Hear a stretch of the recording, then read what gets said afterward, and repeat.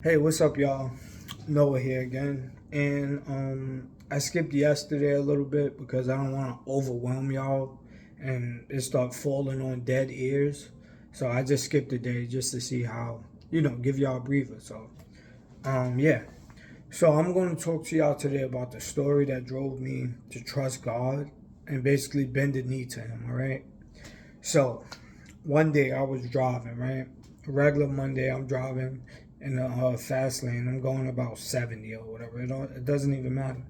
So my wheel kind of like came off, like it didn't pop off. It just like went to the side, like the actual rubber part went to the side, and the rim was exposed.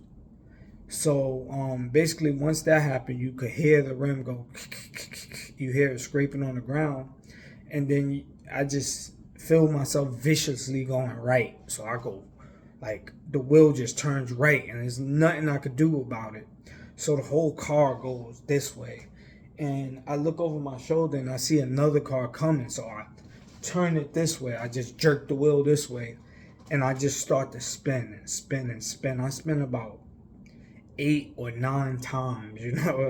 It was crazy because I seen a pole right there and I thought it was over. The whole time I'm just thinking about bills. I'm not even thinking about dying. I'm just like, oh, these bills, thank God, like this pole is here, kinda like, it's finally like over, like no more bills. So I'm going into the pole, and for some reason it just spins. The car just spins, and it misses the pole by this much. It just turns and spins, and now I'm going into the bushes and the trees, and I see another tree right there. And I'm spinning again. I'm spinning like 2 or 3 times, and I go and I coming down and I see a tree, a big ass tree too. And I'm like, oh yeah, maybe this is it. So then I spin one more time before I hit the tree, and I don't hit the tree. It's the craziest thing ever. So now I go into the bushes, and now the car is slowing down to a stop. And I just look around, and I got like the windows down, so it's like a branch right here next to my face. And like I'm like looking around, I barely could do anything. And I open the car door. I don't even check myself. I called my father. I told him what happened because I just had gotten into an accident. Well, not an accident. Somebody hit me while I was parked about a month ago. Not even a month ago, and I just got my car repaired. $2,000 deductible comes out, and this happens. So I'm thinking it's another $2,000 deductible. But I told the car just now, but I'm just like fuck. In that moment, I'm just like fuck, another 2,000 that I don't have, that I gotta take from rent or whatever. Because when things like that happen, you got food to pay, rent, a cell phone is essential, lights, you need your lights and stuff, and then like everything else is like extra. But when you put that much into, like, say a car note, and then your insurance is high, and then deductible 2,000, like on top of all of that, it kind of makes you go crazy. Like just thinking about all that at once is just like compacting on me, and I'm just like damn, I wish I would have died. Like what the like shit, like why didn't I die? Like what's going on? Like, you know what I'm saying? Like what actually is happening? Like Marvin Gaye said, like what's going on? Like what is going on? Like what the hell? So I think that was Marvin Gaye. Hopefully it is. But anyways, and I'm just like laying in the dirt, in the grass. I call my father and my sisters, telling me to call the ambulance. And like I see, like I'm laying in the grass, but I see the ambulance pass me twice. And by the way, everybody that seen it didn't stop. Everybody just kept going about their day. Even the guy swerved. Me hitting him or him hitting me might have would have killed both of us. We both going fast.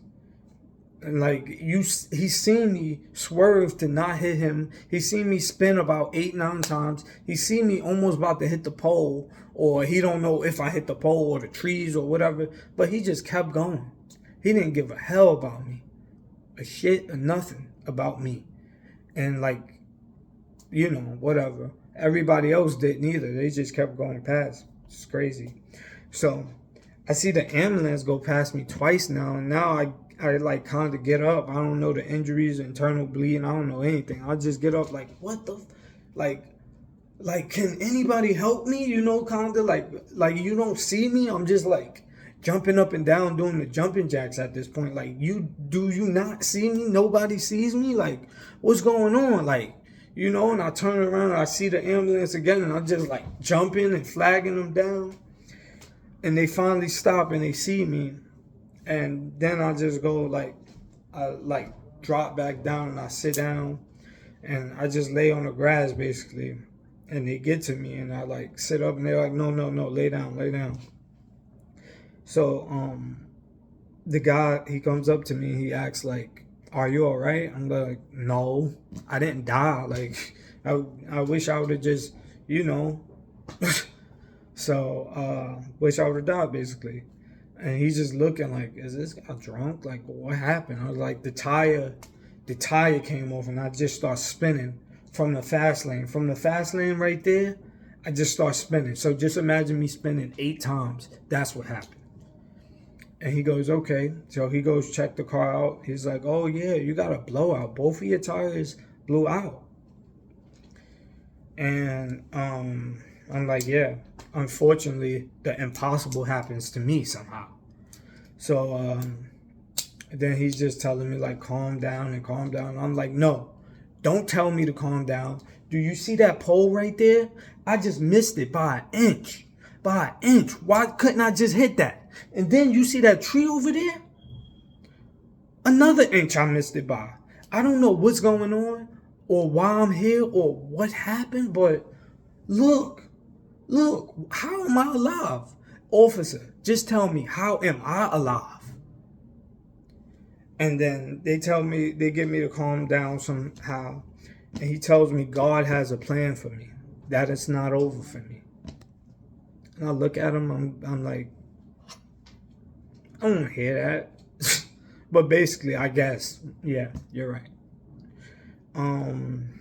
So whatever, they check me out or whatever. I tell them I don't want an ambulance because miraculously I'm not hurt. Nothing on me is broke, sprained, hurt, nothing. So yeah, so I go to the tow truck yard.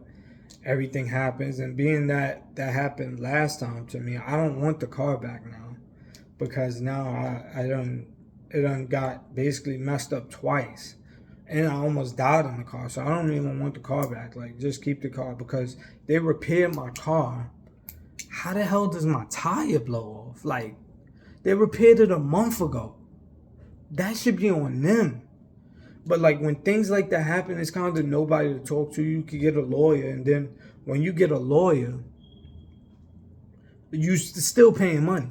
So I gotta pay rent. I gotta pay the car note still, even though I'm not using it. It's totaled. I gotta pay that. I gotta you still got all your bills plus a lawyer now, and you don't even know if he's good enough to win. So you're doing all this. You just thinking about it. You're like, you know what? I call him. I'm like, you know what? Just total out the car. I don't even care. Like, if it's underwater, I'll pay it. So it did wind up being underwater. They just put $6,000 into it and only gave me $9,000 for it. It was a 2012 Honda Sonata, more than 10 years old, but still, like sheesh, y'all just put $6,000. Don't it mean anything to y'all? And he's like, if you want, take it to arbitration and it might get less. I've never seen a car like this get more than that or even this. So take it. I'm like, whatever. So anyways, and that was like down the line. But anyways, after I do all that and I tell them I don't want the car back, I go home and I'm so mad. I'm like, I'm not even crying. You know how you so mad you can't cry, you can't even. I'm just like basically swinging at the air. I'm just like, and then I'm just like, it's nothing I could do. So I sit down and I'm upset. I go, God, I will never pray to you again. Like, for what? These things is just happening and I can't control it. Like, it's nothing like, I will never pray to you again. For what? Like, you're not even here. I can't, like, what the is going on? And I know I seen you save me because he saved me a few times. Like I used to drink. Like every day I used to drive because I hate traffic. I used to drink. So I used to be in my car just like, I don't know, just listening to music because I hate traffic and I hate just red lights and all this stop and go stuff. So I used to be in there chilling. You know, you drunk, you vibing out, you don't care. So I used to do that all the time. Go from Jersey to Brooklyn to wherever, Queens. I even went to Connecticut to meet a girl. I went to PA to meet a girl. Driving so fast, just drunk, and never been stopped. God was there, like. And then it was one time I got so drunk at my sister's uh, baby shower or reveal or something. And me and my cousin got in, her husband, and my mother got in the car. And I couldn't see at all. It was just like, once I pulled off, I couldn't see at all. It was just like, not even hazy. Everything was just like lights. You know how lights have like, oh man, it was just crazy. I couldn't see. So I go, yo, what the fuck? I stop at a red light. So much traffic around me too. I stop at a red light. I go, God, I can't see. Please help me. And I do this. And I open my eyes. And I could see. I'm not dizzy. Anything. And I got these 3 people's lives in my hand. And basically, if that didn't clear up, it would have been bad. We probably would have all died, to be honest. That was the worst ever. I couldn't see at all. And plus, I got glasses on. So I couldn't see with my glasses. It was real bad. And if I didn't call on him, we would have died. And that's the truth. So I always knew he'd been there. And I just thought like this was another. And it was also one time I just got my car. And like 2 days after I got my car, I'm driving and I want to make a turn. I'm in the middle lane and I don't see nothing in the left lane, hear nothing or nothing. I'm a new driver. I wouldn't even know anyway. So I want to turn. So everything in me is telling me to turn right here, make the left because this is my turn. I'm just in the middle lane. I'm thinking nobody's behind me. So I go to turn and my hand didn't move. I didn't move. I went to turn and from there I didn't move. It just stayed in the middle lane. And I don't know why or how because I wasn't doing it. I want to turn. This is my turn. If I don't turn, I'm going 20 minutes before I could turn back. You know how Jersey is. If you know how Jersey is, if you miss your exit or your turn, you ain't getting back in that position or wherever you at for like another 30 minutes. Bro, so this is my turn. I want to turn. It's my turn. So I go to turn and I don't. Something stopped me. And 3 or 4 seconds later, a big, huge truck came. Booming by. You could hear it. It kind of shake your car. It shook my car. Bro, it was so big, it shook my car. Had I turned, bro, I would have died. Second day with the car. Gone. So that's another time he saved me. And like, things you just can't explain. You just got to trust God sometimes. But yeah, I'm making the story longer. But anyways, so I tell God that I would never ever pray to him again. For what? Right? And then like once I said that, it felt like I felt a disconnection. Connection where like it was like I had to cover myself now. Or now is you're on the other side. Go ahead. Do you. You know what I'm saying? Like, do you, all right? You don't need me, big man. Go ahead. And I felt a disconnection so strong that I didn't like it. I did not like it one bit. So about 5 or 7 minutes later or something, It did not take me long for me to be on my knees crying and asking him, not questioning him, but asking him just like, what's going on? Like, I don't even remember what I said. I was just so emotional and upset. And like 3 days later or something like that or whatever, I just start reading the Bible and stuff like that and like start believing. You know what I'm saying? Just going deep into it. And I realized like God does things for a reason. Say if I would have even got pulled over once and all those times I was drinking and driving, they would have probably took my license put me in jail. And my license would have been suspended for like 5 years, not counting how much money I would have had to pay to get that back. Because the state would never like take your license. They just gonna make you pay super money to get it back, where it's just like unfathomable. It's not worth it. Because they gonna make their money. And if you want to drive, you're gonna pay that. You broke the rules, so hey. So I don't know. Just on that aspect alone, I realized he took my car for a reason. Or maybe sometimes God doesn't do it. We do things to ourselves.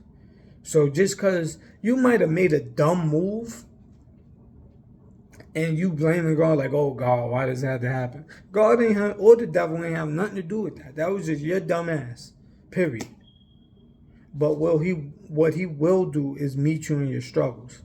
So when you do dumb things and you make mistakes, and you just trying to blame, looking for somebody to blame or whatever, after you done that pity party and you face down in the dirt, God will still meet you in your struggles. And that's the amazing thing about him. So even though he didn't get you there, he'll meet you in your struggles anyway. And that's powerful. So people, I don't know. All I'm telling you is that, well, other than the story, is that sometimes we got to blame ourselves and look at our losses as gains. So just because I lost the car, I feel like I've never been more blessed once I realized the reason, or once I start getting closer to God. When you're closer to God, now it's nothing that will come in between my relationship with God. I don't love a car more than God. I don't love a girl more than God. I don't love myself more than God. Nothing is more worthwhile to me than the love of God. So yeah, I lost my car, but I gained something way more valuable, and that I won't trade for the world. I wouldn't trade this mistake for the world. And I love that mistake, and I love that I'm on the path that I'm on, and I'm grateful.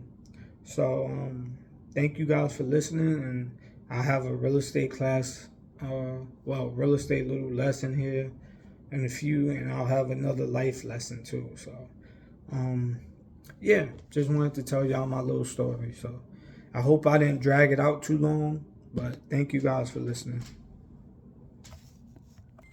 Oh, and don't forget to like and subscribe. I always forget to say that. Thanks.